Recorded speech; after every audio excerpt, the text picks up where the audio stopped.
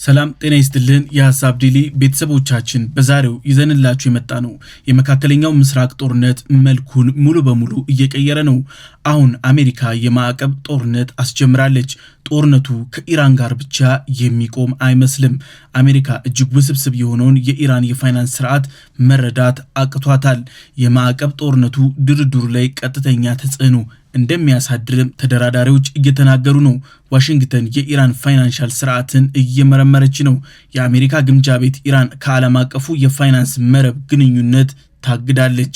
Washington has doubled down in its economic war against Iran. ግን አሁንም በሰፊው እየሰራችበት ነው። 35 ግለሰቦች ላይ አሜሪካ በጥርጣሬ ምርመራ እያደረገች ነው። ማዕቀብ ቅድሚያ ጥላባቸዋለች። ዋሽንግተን ኢራን ነዳጅ ላይ ማዕቀብ በመጣል የቻይናን ኢኮኖሚ ለማዳከም እየሞከረች ነው። ቻይና ይህንን ጉዳይ በጥፍራ ቆማ እየተከታተለች ነው። ቻይና ነዳጅ ማጣሪያዎች አሁን በማዕቀብ ኢላማ መሆን ይጀምራሉ። ይህ ደግሞ የቻይናና የአሜሪካንን ግንኙነት ይበልጥ የሚያሻክረው ይሆናል። አሁን ጦርነቱ ዓለም አቀፋዊ ይዘትነቱ እየጨመረ መጥቷል።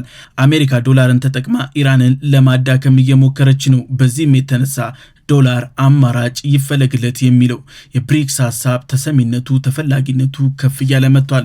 ዋሽንግተን በሰፊው እየሰራችበት ነው። የኢራን እስላማዊ ዘቡን ገቢ ለማድረግ አሜሪካ አተኩራ እየሰራች ነው።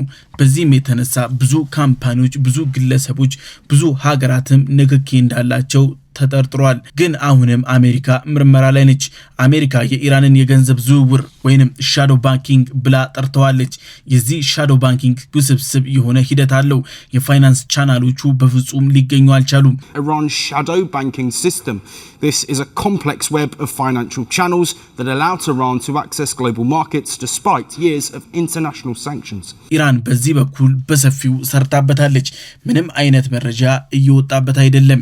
የተገኙትም ያን ያክል ግዙፍ የሚባሉ አይደሉም። ኢራን ዓለም አቀፍ ማዕቀብ ቢጣልባትም ምንም ያን ያክል የከፋ ችግር አላደረሰባትም። የአሜሪካ ግምጃ ቤት የኢራን ውስብስብ ድብቅ ዓለም አቀፍ የገንዘብ ኔትወርክን ኢላማ ማድረግ ጀምሯል።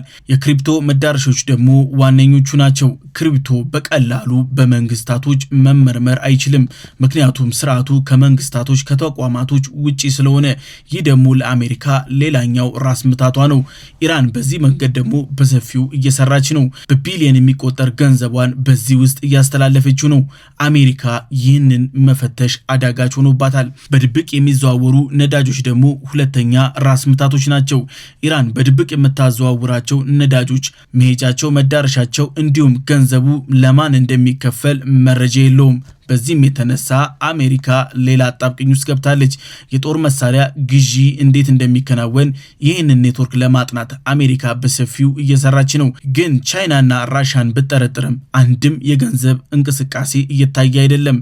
በዚህም የተነሳ አሜሪካ ይሄ ጉዳይ በማን በኩል እየተከፈለ ነው የሚለው ሌላ ጭንቀት ፈጥሮባታል። ኢራን ለምትደግፋቸው ግሩፖች ገንዘብ ታስተላልፋለች፣ ግን ዓለም አቀፍ የገንዘብ ማስተላለፊያ ስርዓቶችን አትጠቀምም። በዚህም የተነሳ አሜሪካ ከየት ወዴት የሚለውን ማወቅ አልቻለችም። አሜሪካ ይህንን የገንዘብ ስርዓት ማቆም እስካልቻለች ድረስ የኢራን እስላማዊ ዘቡ ጉልበቱ እንደፈረጠመ ነው። በዚህም የተነሳ የአሜሪካ ግምጃ ቤት አሁን ትኩረቱን እዚህ ላይ አድርጓል፣ ሻዶ ባንኪንግ ላይ። The Treasury Department, through Economic Fury, has targeted Iran's international shadow banking infrastructure, access to crypto, shadow fleet, weapons procurement networks, funding for terrorist proxies in the region. አሜሪካ ኢራንን ሲስተማቲካል በሆነ መልኩ የፋይናንስ ሂደቱን ለማጥቃት እየሰራች ነው። የኢነርጂ መዳረሻዎችን እያጠቃች ነው። እንዲሁም መርከቦችን በማገድ ከቦ በማስጨነቅ ላይ ትገኛለች። አሁን ኢራን በሰፊው እዚህ ጉዳይ ላይ ተፋጣበታለች። ከካርግ ሃይላንድ የኢራን ነዳጅ እንዳይንቀሳቀስ አሜሪካ በተጠንቀቅ ቆማ እየጠበቀች ነው። ከ170 ሚሊዮን ዶላር በላይ ገቢ ኢራን እያጣች ነው። በዚህም የተነሳ አሜሪካ እስቲ ውልፍት ሲል እመለከታለሁ እያለች ነው። Under POTUS's maximum pressure campaign, Tehran's inflation has doubled and its currency has rapidly depreciated. Karg Island, Iran's primary oil export terminal, is soon nearing storage capacity, which will force the regime to reduce oil production. በጦርነቱ የተነሳ የኢራን መሰረተ ልማቶች በዘላቂነት ግዙፍ ጉዳት አስተናግዷል። ኢራን የነዳጅ ምርቷ ላይ ከፍተኛ ቅናሽ አሳይታለች። በዚህም የተነሳ የኢራን የሀገር ውስጥ ነዳጅ ሽያጭ እጅጉን ዋጋው አሽቆልቁሏል። አሁን በኢራን ውስጥ ርካሽ የተባለው ምርት ነዳጅ ብቻ ነው፣ ምክንያቱም መሸጥ ስላልቻለ። ኢራን በሻዶ ባንኪንግ ውስጥ እየሰራችው ይህንን ነው። ራባስ ኢራን የዘረጋችው ቁልፍ የሆነ የፋይናንስ ስርዓት ነው። እነዚህ ኩባንያዎች በግለሰብ የሚተዳደሩ ናቸው፣ ብዙ ሀገራት ውስጥ ተበትነው የሚሰሩ ናቸው። ስርዓታቸው እንዴት እንደሚንቀሳቀሱ ምንም አይነት መረጃ አይገኝም። ካምፓኒዎቹ የኢራንን ክፍያዎች በተዘዋዋሪ መንገድ ይከፍላሉ። ኢራን የምትፈልጋቸውን የገቢ ምርቶች ደግሞ ክፍያ ያከናውናሉ፣ ሽያጯን ደግሞ ገቢውን ይቀበላሉ። እነዚህ ካምፓኒዎች በፍጹም ስርዓታቸው የሚታይ አልሆነም። አሜሪካ በዚህም የተነሳ ብላክ ሊስት ውስጥ ብቻ ማስቀመጥ ብቻ ነው የቻለችው። አሜሪካ በተደጋጋሚ የምትጥላቸው ማዕቀቦች በዚህ መንገድ ታልፏል። ኢራን ራባስ ላይ በሰፊው ሰርታበታለች። Several companies linked to this network have now been blacklisted. The sanctions also target companies accused of handling millions of dollars. የአሜሪካ የጣለቻቸው ማዕቀቦች በዘዴ እየታለፉ ነው። ምንም አይነት የከፋ ችግር ኢራን ላይ አላደረሱም። አሜሪካ ለምን ማዕቀቦቹ አልሰሩም የሚለው ሌላ ራስ ምታት ሆኖባታል። ምክንያቱም ፍጹም መገኘት የማይችሉ ስርዓቶች ስለተገነቡ ነው። ብዙ ዓለም አቀፍ ካምፓኒዎች ከኢራን ጋር እየተጠረጠሩ ነው። ግንኙነት አላቸው የተባሉትም እየታገዱ ነው። ብላክ ሊስት ውስጥም እየተቀመጡ ነው። አካውንታቸው በቢሊየን የሚቆጠሩ ዶላሮች ይሽከረከረባቸዋል። መዳረሻቸው፣ መነሻቸው እንዲሁም መድረሻቸው ግን እየታወቀ አይደለም። በዚህም የተነሳ አሜሪካ ግምጃ ቤቷ ጥናት ማድረግ ጀምሯል። የትራምፕ አስተዳደር ከድርድሩ ጎን ለጎን ጠንክሮ ኢኮኖሚያዊ ጫና ለማድረግ እየሰራ ነው። ትራምፕ ሆርሙዝን በተጽዕኖ ለማስከፈት እየጣሩ ነው።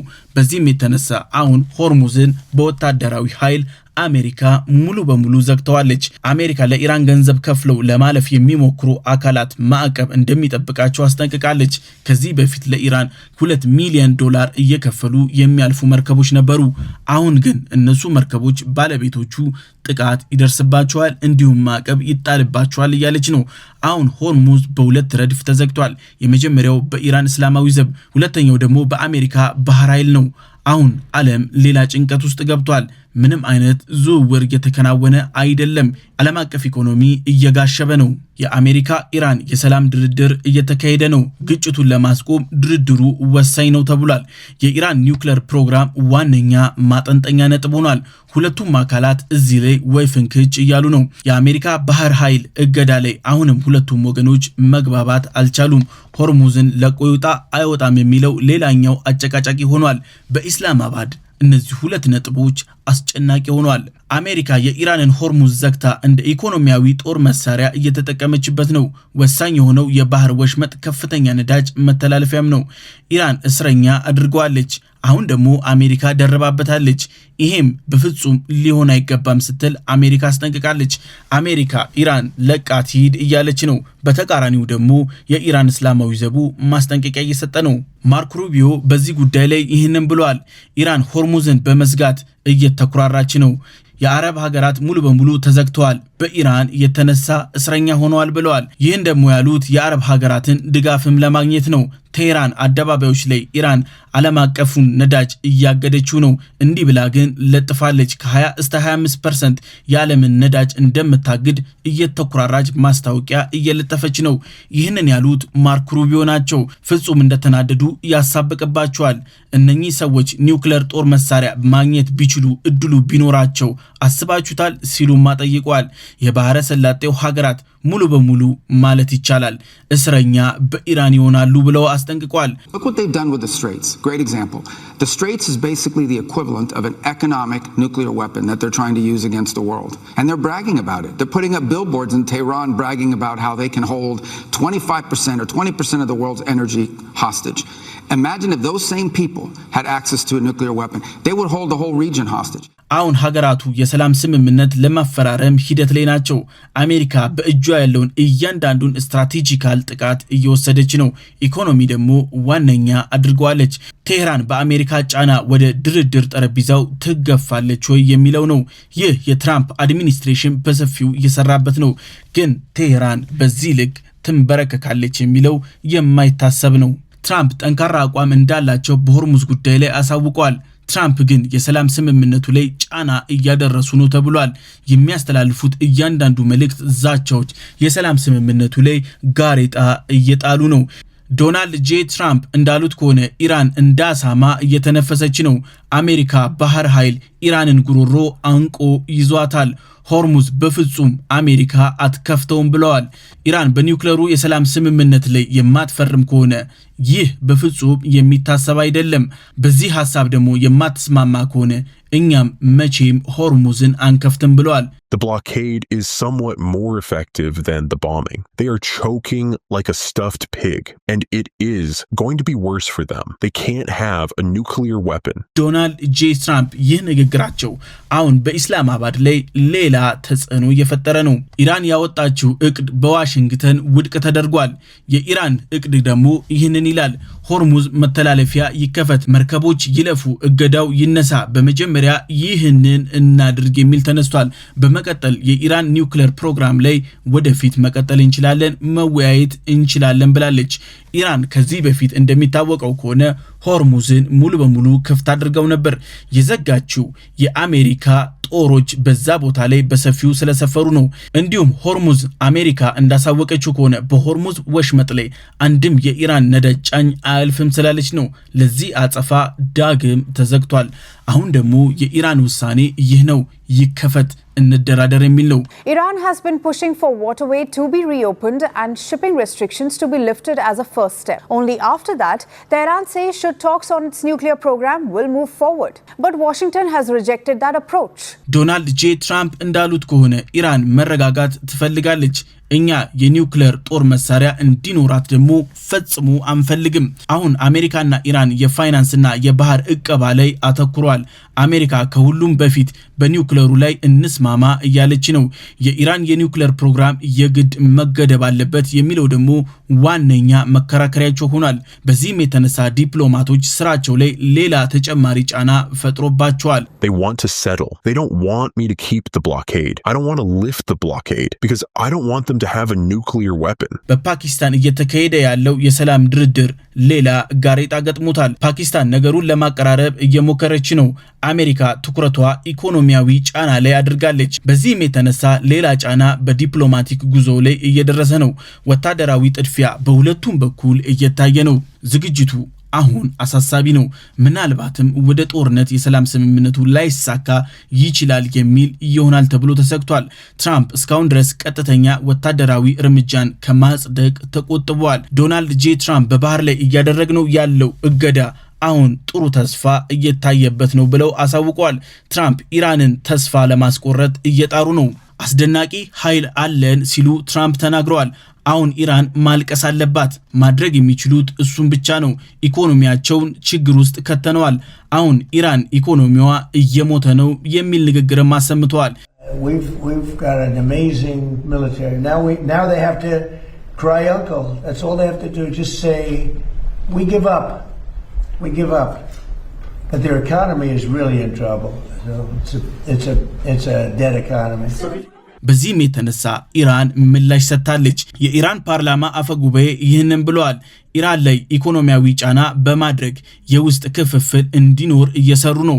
ትራምፕ ዋና ዓላማቸው በኑሮ ውድነት የተነሳ መንግስትና ህዝብ እንዲቃረን ነው። ይህ በፍጹም መሆን የለበትም ብለው አሳስበዋል። አሜሪካ ከበባን እንደ ስልት አድርጋ እየተጠቀመች ነው። በሚዲያዎቿም ይህንኑ እየነዛችው ነው። ኢራናውያን ይህንን ልንረዳ የግድ ይላል ብለዋል። ኢራንን ለማዳከም እየሰሩ ነው። ዜጎች አንድነታቸውን እንዲጠብቁም አሳስበዋል። ብሔራዊ አንድነት የኢራንን ጠላቶች ሴራ ያፈርሳል ብለዋል። ኢራን የኒውክሌር አቅሟ አሁን ላይ ይህ ነው። 440 ኪሎ ግራም ዩራኒየም አላት። 60% ደግሞ እየበለጸገ ነው። የሐሳብ ዴሊ ቤተሰቦቻችን የዛሬው ይህን ይመስላል።